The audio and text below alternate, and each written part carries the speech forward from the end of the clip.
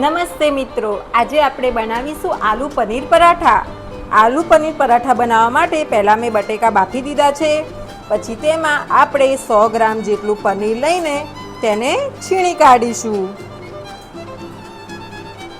હવે તેમાં આપણે મસાલા કરીશું. મસાલામાં 1 ચમચી જેટલું મરચું, 1 ચમચી ધાણા જીરું, 1/4 જેટલી હિંગ, હળદર, 1 ચમચી જેટલું મીઠું અને અડધી જેટલી ચમચી જેટલી હિંગ એડ કરીશું.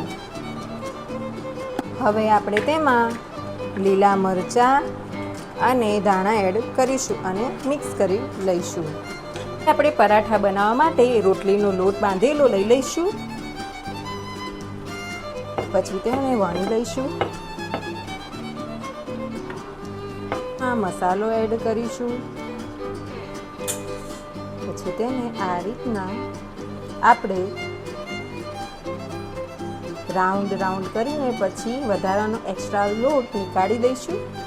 પછી અટામણ લઈને હલકા હાથે વણી લઈશું.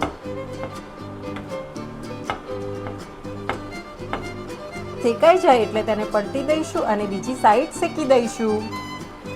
નાખીને તેને આપણે તળી લઈશું.